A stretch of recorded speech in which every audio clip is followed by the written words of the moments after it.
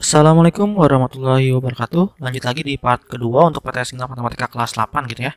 Mari kita mulai. Untuk nomor 6 diketahui segitiga ukuran sebagai berikut. Dari ukuran tersebut yang dapat membentuk segitiga lancip adalah titik-titik. Nah, di sini kalau membentuk segitiga lancip ya, itu ada syaratnya. Sama seperti kita mau membentuk teorema Pythagoras, yang dimana kalau teorema Pythagoras itu antara ruas kiri dan ruas kanan itu akan sama gitu ya. Nah, sekarang kita akan buat nih. Kalau dia segitiga lancip ya, itu akan A kuadrat ditambah B kuadrat itu lebih besar dari si C kuadrat gitu ya. Oke, sekarang kita mulai. A kuadrat misalkan 5, 6, 7. Yang paling besar adalah si 7 ya.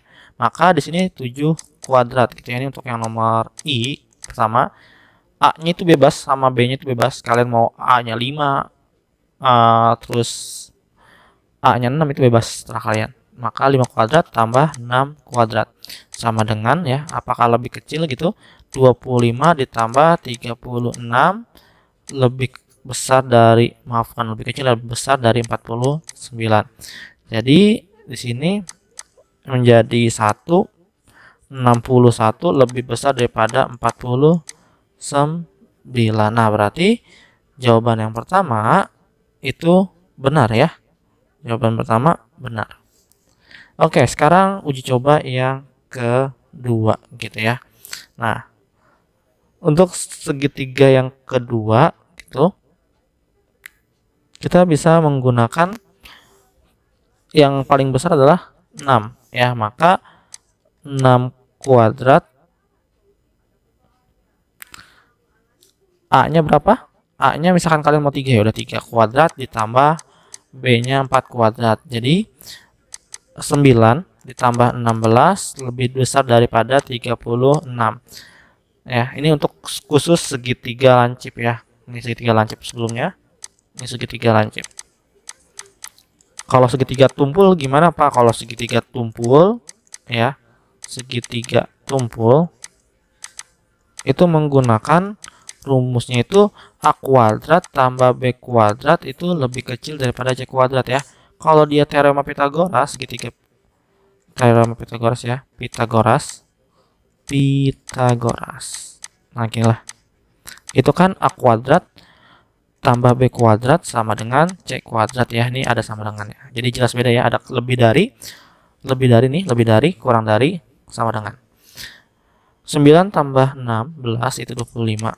Lebih besar daripada 36 tentu salah ya. Maka yang nomor 2 tidak. Sekarang yang nomor 3 kita cek lagi. Yang paling besar adalah 8. Maka 8 itu ada di sebelah kanan, 8 kuadrat. 3 kuadrat tambah 6 kuadrat. Nah, seperti ini. 9 kuadrat tambah 36, 9 kuadrat lagi ya, kan udah sama dengan 64. Jadi 35 lebih besar daripada 64 ya, tentu salah. Jadi jawaban yangnya paling tepat itu udah tahu jelas ya, yang D. Kita akan buktikan untuk yang 4 gitu ya. Berarti kan 10 kuadrat itu berada di sebelah kanan. Yang kecil 5 kuadrat ditambah 9 kuadrat itu ada di sebelah kiri. Berarti 25 tambah 81 lebih besar daripada 100. Nah, ini tentu benar ya. Dimana ini 6, ini 10, maka 106 lebih besar daripada 100 ya, tentu benar ya. Maka 1 dan 4 jawabannya yang D. Selanjutnya perhatikan bangun ruang berikut gitu ya.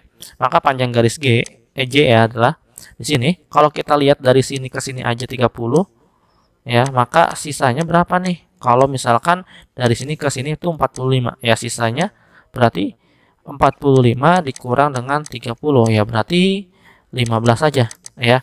Kalau kita lihat di sini ini 15 gitu ya. Ini kan siku-sikunya, maka J-nya ini merupakan sisi hipotenusanya.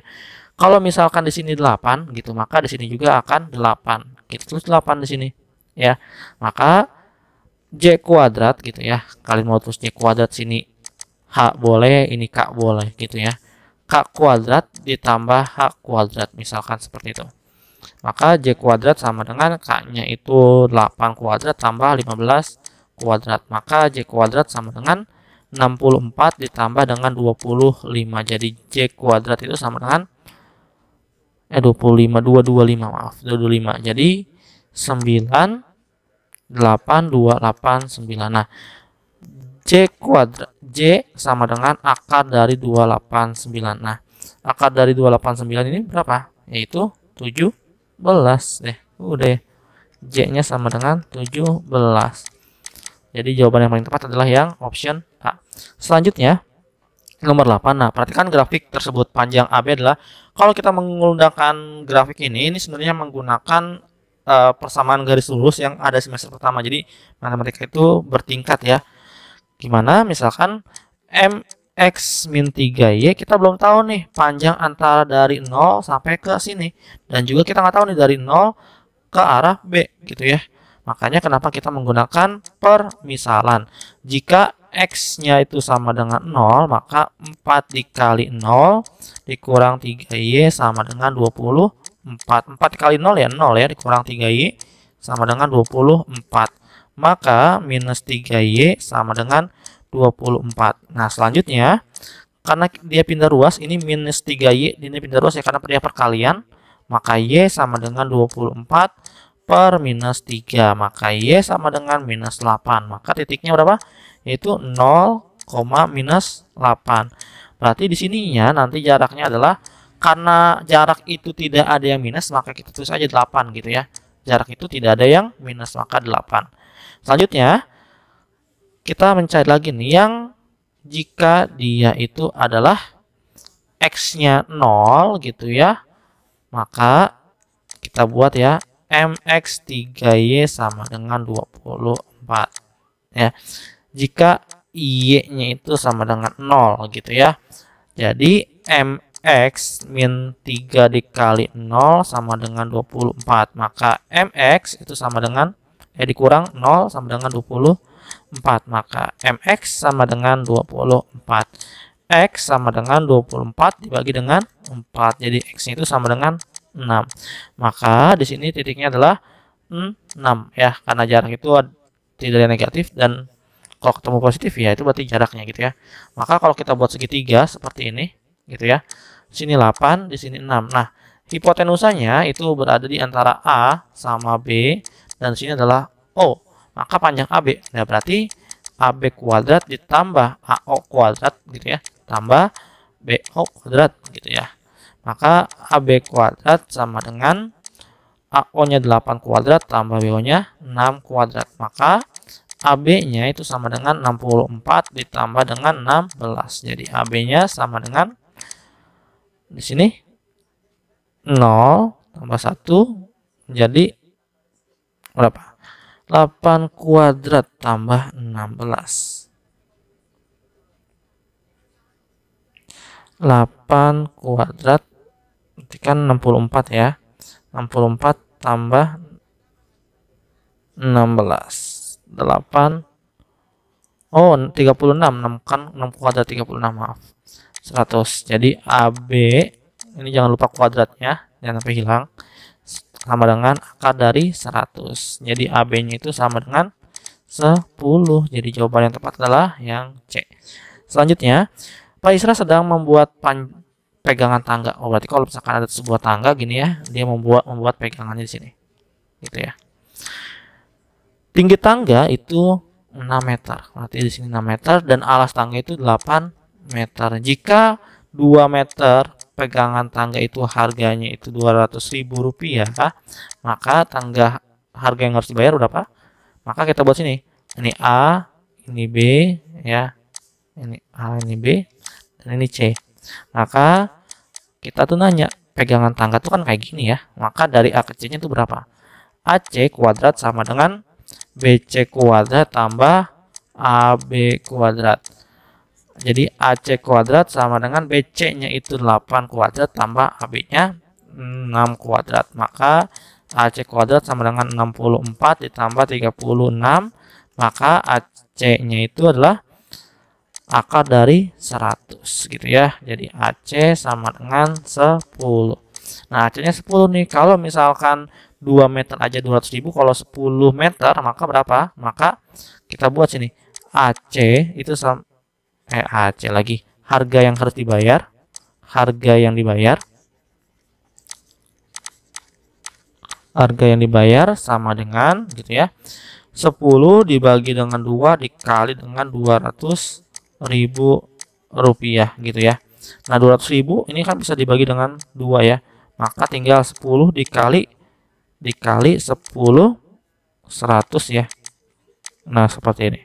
Jadi sama dengan 10 dikali 100.000 ya berarti 1 juta. Ada nggak 1 juta? Ya, ada ya. Jawabannya adalah option yang D. Oke.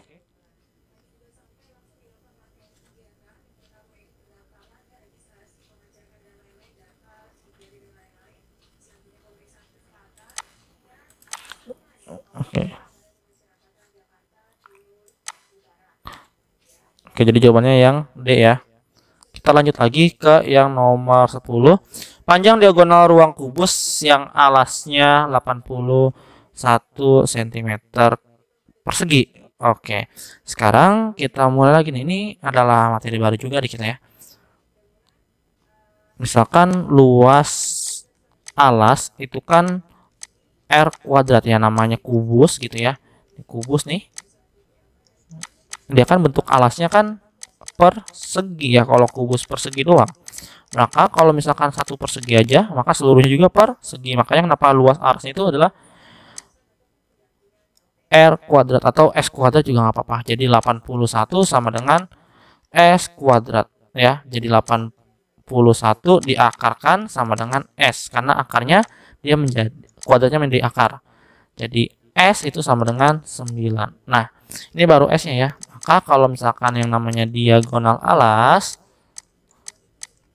itu adalah sama dengan akar dari S kuadrat tambah S kuadrat sama dengan akar dari 9 kuadrat tambah 9 kuadrat. Jadi sama dengan akar 81 ditambah 81 gitu ya. Diagonal alas tuh gini. Kalau misalkan diagonal alas itu kan bentuknya persegi ya. Biar kalian nggak bingung. Ini bentuknya persegi. Kalau misalkan di sini 9, kita temu di sini 9 gitu ya. Maka berapa nih titik yang ini ya? Dari A misalkan ke C. Makanya kenapa kita menggunakan teorema Pythagoras ya. Nah, jadi sama dengan berapa? Ya, akar dari 162. Nah, kalau kalian mau lebih lengkap itu bisa seperti ini. Diagonal alas kuadrat gitu ya. Diagonal alas kuadrat sama dengan S kuadrat tambah S kuadrat gitu ya. Makanya kenapa kalau dipindah ruas akarnya itu keseluruhan gitu ya.